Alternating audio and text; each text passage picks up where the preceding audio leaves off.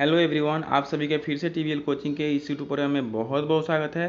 तो दोस्तों, जैसा कि आप थंबनेल देखकर अनुमान लगा लिए होंगे कि इस वीडियो में जो है हम लोग क्या जानने वाले हैं, क्या जानकारी प्राप्त करने वाले हैं। जी हाँ दोस्तों, इस वीडियो में जो है हम लोग बिहार ITI एंट्रेंस एग्जाम जो 2021 का होने वाला है प्रतियोगिता परीक्षा, उसके बारे में जानने वाले हैं कि उसका जो फॉर्म फिलअप हो रहा है वो उसका तो डेट हम लोग जान चुके हैं कि 5 तारीख से जो है रजिस्ट्रेशन होने वाला है। ठीक है, यही 5 जुलाई से रजिस्ट्रेशन होने वाला है। अब इसमें जो है रजिस्ट्रेशन करना है तो कितना रुपये लगेगा, किस कैटेगरी के लिए कितना रुपये लगेगा और क्या प्रोसेस है ये रजिस्ट्रेशन वगैरह करने का, फॉर्म आखिर हम लोग कैसे भरेंगे, ये सारी जानकारी इस वीडियो में हम लोग जानने वाले हैं, देखने वाले हैं। तो इस वीडियो को अंत तक देखिए और इससे जानकारी प्राप्त कीजिए और पूरा जानकारी हासिल करने के बाद ही आप साइबर से कांटेक्ट कीजिए और अपने फॉर्म को फिलअप करवाइए या फिर रजिस्ट्रेशन कराकर उसके बाद फिलअप कराइए। ठीक है, तो सारी जानकारी आप जान लें, उसके बाद ही ये सारी प्रोसेस को आप कीजिएगा, ताकि आप भी जो है ये ना हो जाए कि किसी भी जानकारी के बिना आप कोई भी गलती कर बैठे। ठीक है, तो आई होप कि आप हमारी बातों को समझ रहे होंगे। तो चलिए वीडियो को शुरू करते हैं और देखते हैं कि आखिर जानकारी क्या है। तो माय डियर, आप देख रहे होंगे स्क्रीन पे, तो यहाँ पे आपका दिख रहा होगा कि बिहार संयुक्त प्रवेश प्रतियोगिता परीक्षा पार्षद यानी कि जो BCC बोर्ड द्वारा है ये विज्ञापन जारी किया गया है। यहाँ पे आप देख सकते हैं विज्ञापन संख्या जो है आपका यहाँ पे दिया हुआ है। हम लोगों को प्रोसेस देखना है कि क्या प्रोसेस है। ठीक है, बिहार राज्य के सभी सरकारी औद्योगिक प्रशिक्षण संस्थानों ITI के विभिन्न पाठ्यक्रमों में प्रवेश हेतु बिहार संयुक्त प्रवेश प्रतियोगिता परीक्षा पार्षद द्वारा आयोजित की जाने वाली औद्योगिक प्रशिक्षण संस्थान प्रतियोगिता प्रवेश परीक्षा 2021 के लिए माय डियर, ये जो जानकारी हम बता रहे हैं ये सटीक है और पूरा 100% श्योर है। आप साइट पे जाकर देख सकते हैं, हम आपको साइट के बारे में भी जानकारी दे देंगे कि आप कैसे इसको पूरा चेक कीजिएगा, आप कैसे जान सकते हैं। ठीक है, तो यहाँ पे 2021 के लिए निर्धारित प्रपत्रों में ऑनलाइन आवेदन आमंत्रित किए जाते हैं। ऑनलाइन आवेदन जो है आमंत्रित किए जाते हैं। इसके बारे में पूरा प्रोसेस बताया गया है कैसे करना है। 2 नंबर पॉइंट में आप देख पा रहे होंगे यहाँ पे माय डियर, औद्योगिक प्रशिक्षण संस्थान प्रतियोगिता प्रवेश परीक्षा ITI कैट 2021 आयोजित करने की तिथि यथा समय सूचित किया जाएगा। यानी कि जो परीक्षा का जो सूची जो है आपका डेट है वो अभी सूचित नहीं किया गया है, लेकिन कुछ दिनों के बाद जब फॉर्म वगैरह फिलअप हो जाएंगे उसके बाद जो है आपको सूचित किया जाएगा कि आपका एग्ज़ाम कैसे होगा और कब होगा। माय डियर, हम अपने अनुभव से बताएं तो आपका फॉर्म जब फिलअप हो जाता है तो उसके 2 महीने के बाद, 2 या 1.5 महीने के बाद ही एग्ज़ाम हो जाता है। इसलिए आप 1.5 या 2 महीना को ही लेकर चलें और 2 महीना के प्रिपरेशन में आप अपना तैयारी कर लीजिएगा। ठीक है, तो चलिए आगे बढ़ते हैं। तो आगे आप देख पाएंगे 3 नंबर पॉइंट में पार्षद के वेबसाइट bcecboard.bihar.gov.in पर ITI कैट 2021 की उपलब्ध विवरण पुस्तिका में अभ्यर्थी के लिए योग्यता या अर्हता यानी कि क्या योग्यता है वगैरह वो सब जो है वहाँ पे दिया गया है, वहाँ पे आप जाकर देख सकते हैं। तो थोड़ा चलिए हम जल्दी जल्दी इसको देख लेते हैं कि क्या क्या प्रोसेस बताया गया है। यहाँ पे बोल रहा है कि आवेदन प्रपत्र विवरण पुस्तिका एवं परीक्षण शुल्क जो है आपका कितना लगेगा, ये आपको यहाँ पे जो है मेंशन किया गया है। ITI कैट 2021 में सम्मिलित होने वाले अभ्यर्थी विवरण पुस्तिका यानी कि प्रोस्पेक्टस जो है पर्षद की वेबसाइट इतना पर जाके डाउनलोड कर सकते हैं और देख सकते हैं। ठीक है, online application portal of ITI CAT 2021 link पर आपको क्लिक करना है और वहाँ से जैसे ही आप क्लिक कीजिएगा तो वहाँ से आप सारे इंस्ट्रक्शन को देख सकते हैं। यहाँ पे दिखा रहा है कि इंस्ट्रक्शन जो भी है वहीं पे आपको मिलेगा और उसे अब अच्छी तरह से पढ़ लीजिएगा, ये भी आपको बता दिया गया है। अब जो है आपका फॉर्म जो है रजिस्ट्रेशन कैसे होगा उसका जो है सेटअप यहाँ पे बताया गया है। यानी कि स्टेप 1 में आपको क्या बताया गया है रजिस्ट्रेशन करने का। इस परीक्षा हेतु रजिस्ट्रेशन निबंधन के लिए सारी सूचनाएं इन्फॉर्मेशन स्टेप 1 के अंतर्गत कंप्यूटर के स्क्रीन पर दिखने वाले आवेदन प्रपत्र में सही अभ्यर्थी द्वारा भर कर देना होगा। यानी कि सही कोई भी गलती मिस्टेक वगैरह नहीं करना है, बाद में नहीं सुधर सकता है। ठीक है, रजिस्ट्रेशन में जो भी आपका आधार कार्ड वगैरह नंबर होगा वो सही डालिएगा। अभ्यर्थी रजिस्ट्रेशन करने के समय यह ध्यान रखें कि वे अपना ही ईमेल ID और मोबाइल नंबर, ये आप अवश्य जान लें कि अपना ही ईमेल ID और अपना ही मोबाइल नंबर का इस्तेमाल करना है, क्योंकि यहाँ पे बता दिया गया है क्योंकि रजिस्ट्रेशन से संबंधित सूचनाएं उसी ईमेल ID या फिर मोबाइल नंबर पर भेजा जाएगा। साथ ही साथ अभ्यर्थी को SMS प्राप्त होगा यानी कि OTP जो आता है उसी पे आएगा। प्राप्त किए गए ईमेल एवं एसएमएस में एक एक्टिवेशन कोड होगा, यानी कि जो ओटीपी आप बोलते हैं, आप फेसबुक व्हाट्सएप वगैरह चलाते होंगे तो वहाँ पे आप जैसे ही आप अकाउंट वगैरह क्रिएट करते हैं तो वहाँ पे ओटीपी जाता है, तो उसी तरह यहाँ पे भी आपको ओटीपी भेजा जाएगा, जिसका इस्तेमाल अभ्यर्थी अपने अकाउंट को एक्टिवेट करने के लिए करेंगे। अभ्यर्थी अपने अकाउंट को एक्टिवेट करने हेतु एक्टिवेट योर अकाउंट बटन पर क्लिक करें एवं ईमेल आईडी एवं प्राप्त किए गए एक्टिवेट कोड को डालने के बाद सबमिट बटन पर क्लिक करें, यानी कि जो भी आपका ईमेल आईडी होगा और जो भी आपका एक्टिवेशन कोड होगा, यानी कि जो ओटीपी आया होगा, उसको आप जैसे ही डालेंगे तो आपका जो है आपका सबमिट का ऑप्शन दिखेगा, उस पर आपको क्लिक कर देना है। अब देखिए, जब सबमिट का ऑप्शन क्लिक कर दीजिएगा तो उसके बाद बोलेगा अकाउंट एक्टिवेट होने के बाद अभ्यर्थी साइन इन बटन पर क्लिक करें एवं अपना ईमेल आईडी एवं पासवर्ड, जो भी आपने पासवर्ड क्रिएट किया था वहाँ पे डालकर साइन इन कर आगे की प्रक्रिया पूरी करें। उसके बाद आगे क्या करना है आपको, आवेदन प्रपत्र में भरे गए पासवर्ड की गोपनीय रखें एवं अन्यथा पार्षद की किसी भी तरह परेशानी के लिए उत्तरदायी नहीं होगा, क्योंकि यहाँ पे ये मेजर किया गया है, इसको आपको ध्यान से सुनना है। क्या बोल रहा है कि आवेदन प्रपत्र में भरे गए पासवर्ड की गोपनीयता रखें, आपको पासवर्ड छुपा कर रखना है, यानी किसी से बताना नहीं है, नहीं तो उसके बाद जो है पार्षद जो है कोई भी जिम्मेवारी नहीं लेगा। आपके फॉर्म से छेड़छाड़ किया जाएगा, कोई भी व्यक्ति यदि पासवर्ड जान जाता है तो वो आपके फॉर्म से छेड़छाड़ कर सकता है, तो इसलिए पासवर्ड किसी को न बताएं, ठीक है। और याद रखें, अभ्यर्थी द्वारा दिया गया ईमेल आईडी ही उनका यूजर नेम होगा, ईमेल आईडी जो होगा वो आपका यूजर नेम होगा, ये याद रखिएगा। उसके बाद से स्टेप 2 में बोल रहा है पर्सनल इंफॉर्मेशन डालना है। सफलतापूर्वक रजिस्ट्रेशन एवं अपने अकाउंट को एक्टिवेट कर पुनः अपने अकाउंट में साइन इन करने के उपरांत कंप्यूटर स्क्रीन पर पर्सनल इंफॉर्मेशन से संबंधित रिक्वायर्ड इंट्रीज, यानी कि जो भी रिक्वायर्ड इंट्रीज होगा, जो भी आपको मांगेगा वो पूरी तरह से आपको भर देना है और भरकर सेव एंड कंटिन्यू बटन पर क्लिक कर देना है। आई होप कि आप यहाँ तक अंडरस्टैंड कर पा रहे होंगे। तो चलिए अब नेक्स्ट थर्ड नंबर स्टेप पर देखते हैं। थर्ड नंबर स्टेप में बोल रहा है क्या कि अपलोड फोटो एंड सिग्नेचर और फोटो कैसे अपलोड करना है वो बता रहा है। पर्सनल इंफॉर्मेशन भरने के बाद अभ्यर्थी अपना उच्च कंस्ट्रक्ट का रंगीन पासपोर्ट साइज फोटो एवं हिंदी एवं इंग्लिश में अंग्रेजी में जो है हस्ताक्षर कर कंप्यूटर स्क्रीन में दिए गए निर्देश के अनुसार स्कैन कर निर्धारित स्थान पर अपलोड करें। जहां अपलोड करने का ऑप्शन होगा वहीं पे अपलोड करना है। और यहाँ पे एक जो है मेंशन करने वाली बात है क्या कि आपको जो फोटो होगा उस फोटो पे आपका सिग्नेचर होना चाहिए, हिंदी और इंग्लिश, ठीक है। और यहाँ पे सॉरी यहाँ पे आपको हिंदी और इंग्लिश में सिग्नेचर का जो यहाँ वहाँ पे दिया रहेगा अपलोड करने का, वहाँ पे अपलोड करना है। लेकिन फ़ोटो जो होगा उस पर आपको डेट वगैरह मेंशन करना होगा कि आपका किस तारीख का जो है फ़ोटो है, ये सब मेंशन रहना चाहिए। ओके, आई होप कि आप समझ गए होंगे। तो चलिए आगे बढ़ते हैं। अब सेव एंड अपलोड करके सेव एंड कंटिन्यू पर क्लिक कर देना है। उसके बाद स्टेप 4 में आप देखेंगे तो स्टेप 4 में आप देख सकते हैं यहाँ पे क्या बोल रहा है, एजुकेशन इन्फॉर्मेशन, यानी कि एजुकेशनल इन्फॉर्मेशन क्या है आपका, क्या कहाँ तक पढ़े हैं वो देखना है। स्कैन किया हुआ फोटो एवं हस्ताक्षर अपलोड करने के बाद जैसे ही आप अपलोड कर लेंगे उसके बाद अभ्यर्थी अपनी शैक्षणिक योग्यता संबंधित सूचनाओं यानी कि एजुकेशनल इन्फॉर्मेशन को कंप्यूटर स्क्रीन पर आवश्यकता अनुसार भर कर सेव एंड कंटिन्यू पर क्लिक करें। यानी कि जो भी आप 10th किए हैं या 12th किए हैं तो आप 10th या 12th वहाँ पे आप जो है उसका मार्कशीट का जो है जेरॉक्स या फिर मार्कशीट का कॉपी वहाँ पे अपलोड कर देंगे। आई होप कि आप समझ गए होंगे। चलिए 5 नंबर स्टेप में देख रहे हैं। स्टेप 5 क्या बोल रहा है कि एजुकेशनल इन्फॉर्मेशन भरने के बाद अभ्यर्थी अपने द्वारा दी गई सूचनाओं को अच्छी तरह जांच ले, यानी कि वहाँ पर पूरा शो कर देगा, उसको सही तरह से आपको देख लेना है। वो आपको लगभग 10 मिनट या 5 मिनट जरूर देखिएगा सही से, कोई भी गलती नहीं चलेगा। गलती वहाँ पे होगा तो आपको आगे बहुत परेशानी होने वाली है, ठीक है। तो गलती न कीजिएगा, वहाँ पे अच्छी तरह से देख लीजिएगा। आई होप आप समझ रहे होंगे।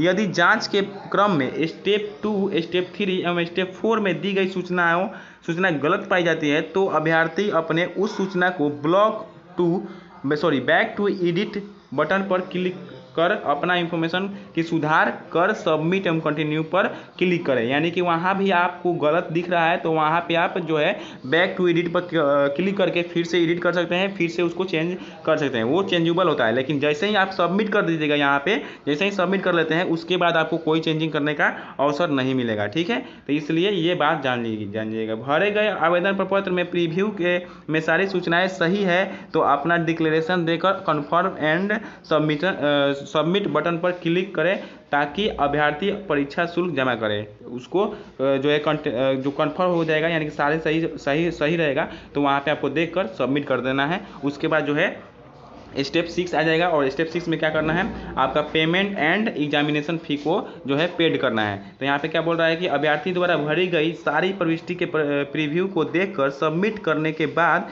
प्रोसीड टू पेमेंट बटन पर जो है क्लिक कर कंप्यूटर स्क्रीन पर परीक्षा शुल्क भरने के निर्देश के अनुसार पेमेंट की प्रक्रिया को पूरी करें। जमा किए गए परीक्षा शुल्क को लौटाया नहीं जाएगा। जब जमा हो जाएगा तो उसके बाद लौटाया नहीं जाएगा।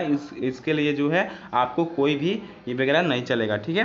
तो जो भी पेड हो जाएगा पेमेंट, उसके बाद जो है लौटाया नहीं जाएगा। इसलिए सारी जानकारी जो भी है वो आप सही से भरिएगा। अब यहाँ पे देखिए, परीक्षा शुल्क जमा करने की निम्नलिखित जो 2 प्रक्रिया है। एक जो है बैंक चालान के माध्यम से, तो आई होप आप समझ रहे होंगे बैंक चालान के माध्यम से कैसे जो है पेमेंट किया जाता है, और एक ऑनलाइन पेमेंट। तो ऑनलाइन ही पेमेंट जो है हम सजेस्ट कर देंगे। ऑनलाइन पेमेंट बहुत अच्छा रहता है, ऑनलाइन पेमेंट कहीं कर लीजिएगा, बैंक वगैरह के चक्कर में मत पड़िएगा। कोरोना ऐसे भी चल रहा है, तो आप फिर बैंक में जाइएगा जमा करने के लिए, तो काफ़ी परेशानी होगी। इसलिए आप बैंक न जाकर क्या कीजिएगा, ये ऑनलाइन जो है प्रोसेस ऑनलाइन पेमेंट का उसी तरह कीजिएगा। वहाँ पे दिखाएगा ऑनलाइन पेमेंट का प्रोसेस, उसी तरह कीजिएगा। अब सी नंबर में आप देखिएगा तो यहाँ पे पेमेंट में कितना पे करना है वो आपको बताएगा।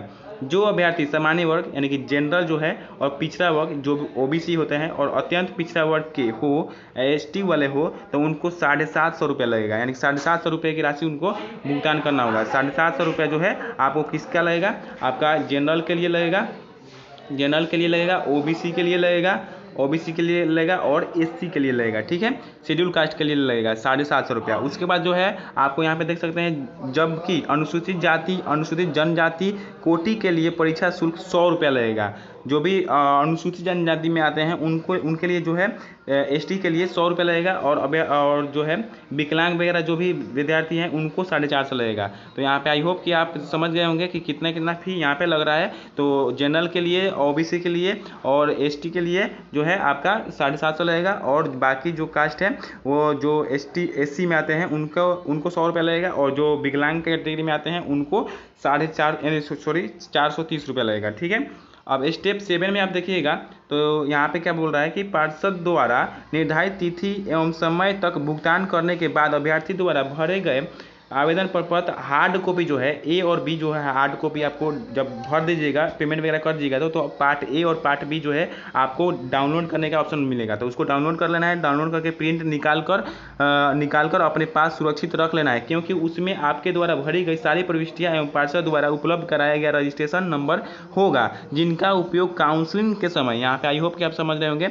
जब आप एग्जाम वगैरह दे दीजिएगा, आपका अच्छा रैंक आएगा, आपका एडमिशन जब होगा, तो उस समय एडमिशन के समय जो है ये पार्ट ए और पार्ट बी का जो फॉर्म होगा, हार्ड कॉपी होगा, वो आपको देना होगा वहाँ पे कॉलेज में। इसलिए ये पार्ट ए और पार्ट बी आप डाउनलोड कर लीजिएगा, ठीक है, और डाउनलोड करके अच्छे से रख लीजिएगा। अब देखिए यहाँ पे नोट में डाउनलोड किए गए आवेदन पत्र की हार्ड कॉपी पार्ट ए और बी को पार्षद कार्यालय में भेजने की आवश्यकता नहीं है। उसी समय नहीं भेजना है। जो भी पहले क्या होता था, ऑफलाइन भरा जाता था, तो ये सब पार्ट ए और पार्ट बी को हम लोगों को ऑफलाइन भेजना रहता था, लेकिन अब नहीं भेजना है। इस प्रपत्र को काउंसलिंग के समय पार्षद को उपलब्ध कराना अनिवार्य होगा। इसलिए अभ्यर्थी इस प्रपत्र को सुरक्षित रख लें, अच्छी तरह से सुरक्षित रख लीजिएगा अपने डॉक्यूमेंट्स फाइल में, और जब काउंसलिंग होगा उस समय आपका लगेगा।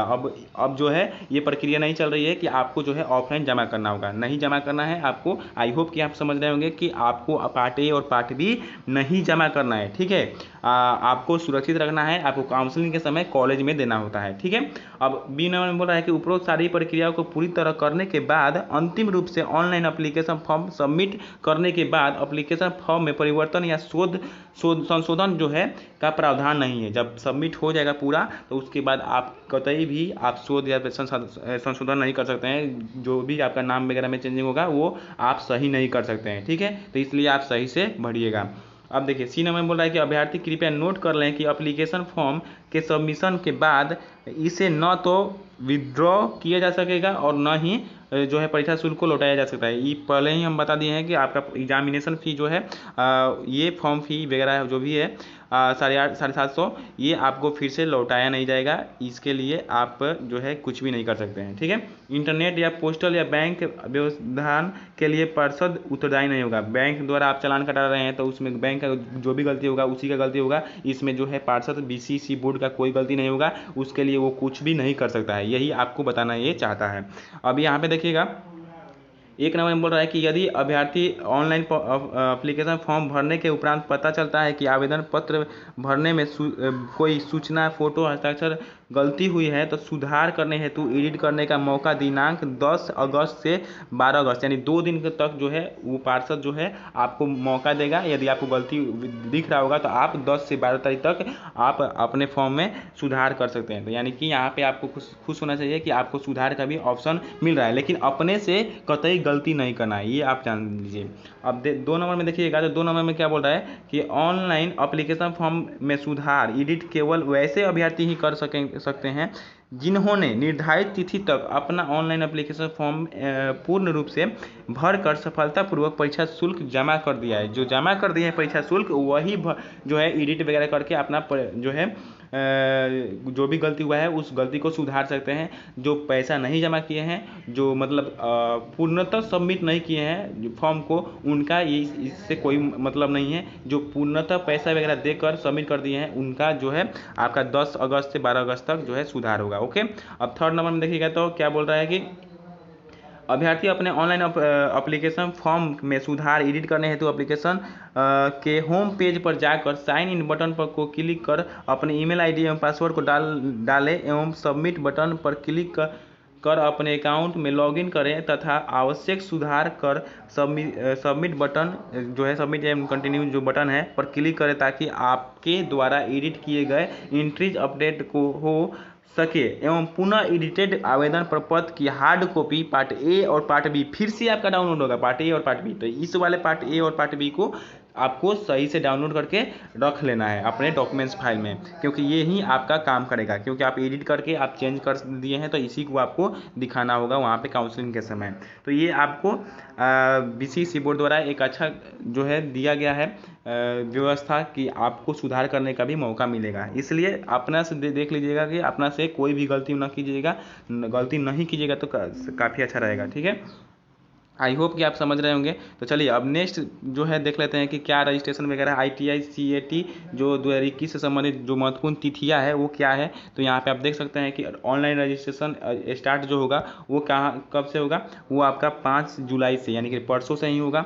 और ऑनलाइन रजिस्ट्रेशन क्लोजिंग डेट जो है आपका 5 अगस्त यानी कि लगभग 1 महीना जो है आपको समय मिलेगा। 5 अगस्त को 11:59 यानी कि जो PM रात होगा उस समय वो क्लोज हो जाएगा, उसके बाद है वो नहीं भराएगा। इसलिए आपको 1 महीना समय मिलेगा 5 से 5 अगस्त तक, 5 जुलाई से 5 अगस्त तक, इसलिए कर लीजिएगा। उसके बाद यहाँ पे देखेंगे last date of payment through challan of after submission of online application form of registered candidate यानी कि जो भी आपका चालान वगैरह पेमेंट करने का ऑप्शन मिलेगा वो आपका 7 अगस्त तक रहेगा। उसके बाद जो है आपका पेमेंट वगैरह नहीं होगा, ठीक है। Last date of payment through net banking जो भी ऑनलाइन जो नेट है ऑनलाइन आपको पेमेंट करना है तो वो आपका 9 अगस्त तक होगा। चालान वाला 7 अगस्त तक और 9 अगस्त तक आपका ऑनलाइन वाला, ठीक है।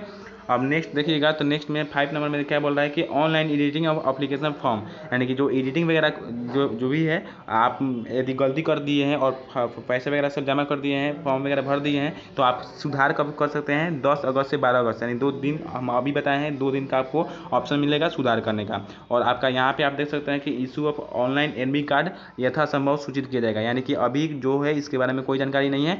जो फॉर्म वगैरह फिलअप हो जाएगा तो उसके बाद आपको सूचित कर दिया जाएगा कि आपका एडमिट कार्ड कब आएगा। और एग्जामिनेशन डेट भी जो है आपका यहाँ पे देख सकते हैं, एग्जामिनेशन डेट भी बता रहा है कि आपका यथासंभव सूचित किया जाएगा यानी कि जो भी है वो उस समय बताया जाएगा। जब फॉर्म वगैरह फिलअप हो जाएगा उसके 5-6 दिन बाद आपका ये सारे एडमिट कार्ड वगैरह जो है इसका डेट वगैरह इशू हो जाएगा। यानी कि यहाँ तक समझिए कि जब आपका फॉर्म फिलअप हो जाएगा 5 अगस्त को तो 5 अगस्त के बाद लगभग 2 महीना देखिएगा या फिर 1.5 महीना तक ही आपको समय मिलेगा। उसके बाद जो है एग्ज़ाम ले लिया जाएगा। और ऐसे भी आपका एग्ज़ाम जल्द ही होगा क्योंकि कोविड के कारण ऐसे भी इसका सेशन बहुत लेट हुआ है। इसका एग्ज़ाम जो है अप्रैल में हो जाता है और ये आप देख सकते हैं जुलाई हो गया यानी लगभग आपका जुलाई से देखें तो जुलाई अगस्त सितंबर लास्ट तक आपका एग्ज़ाम हो जाएगा इसका। इसलिए आप प्रिपरेशन करते रहें और हमारे चैनल से जुड़ते रहें। हमारे चैनल में मैथ, साइंस और जीके संपूर्ण तैयारी कराई गई है। आप प्ले स्टोर में जाकर उस सारे वीडियो को देख सकते हैं। और यहाँ पे आप थोड़ा सा और आगे बढ़कर देख लें कि आखिर और आगे क्या कहा गया है। यहाँ पे 6 में बोल रहा है कि अपूर्ण रूप से भरा गया बदलाव अथवा छेड़छाड़ किया गया ऑनलाइन आवेदन अस्वीकृत कर दिया जाएगा, यानी कि वहाँ से वो आपका हटा दिया जाएगा, वो आपका मान्य नहीं होगा अगर गलत भरे हैं तो।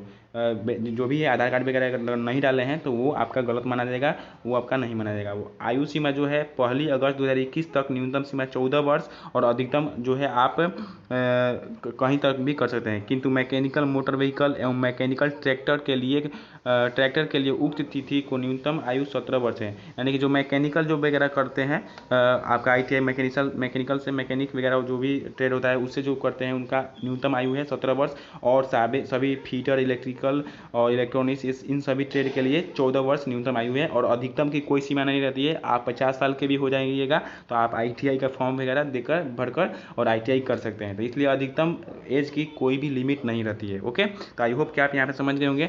8 नंबर क्या बोल रहा है कि शैक्षणिक तथा आवासीय अर्हताओं तथा अन्य नियमों शर्तों के लिए इस औद्योगिक प्रशिक्षण संस्थान प्रतियोगिता प्रवेश परीक्षा ITI कैट 2021 की विवरण पुस्तिका BCEC बोर्ड के वेबसाइट पर उपलब्ध है, को देखें।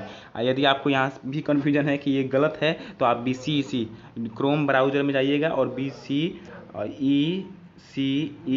क्लिक कीजिएगा और साइड में जो है प्रोफेसर में देखिएगा तो यहाँ पे ITI फॉर्म के बारे में बताया गया होगा, उसको डाउनलोड कर लीजिएगा और देख लीजिएगा क्या है, सही है या गलत है। तो आई होप आप हमारी बातों को समझ गए होंगे। तो चलिए इस वीडियो को यहीं पे अंत करते हैं। इसके बाद जो है हम लोग बताएंगे स्ट्रेटजी क्या है होगा पढ़ने का, कैसे इसका तैयारी करें, सारी बातें इसके बाद वाले वीडियो में देखेंगे। और एक और वीडियो लेकर आएंगे जिसमें हम बताएंगे कि फॉर्म कैसे भरेंगे ऑनलाइन, यानी कि जिस तरह हम लोग मोबाइल से अगर चाहेंगे तो मोबाइल से कैसे भरेंगे ऑनलाइन फॉर्म। तो आई होप आप उस वीडियो का भी इंतजार कीजिएगा और उस वीडियो को भी अच्छी तरह से प्यार दीजिएगा और उसको भी देखिएगा। उससे क्या होगा कि आपका जो है फॉर्म भरने में कोई भी गलती वगैरह नहीं होगा। आई होप आप हमारी बातों को समझ गए होंगे। तो चलिए आज के लिए इतना ही रहने देते हैं। धन्यवाद। जय हिंद।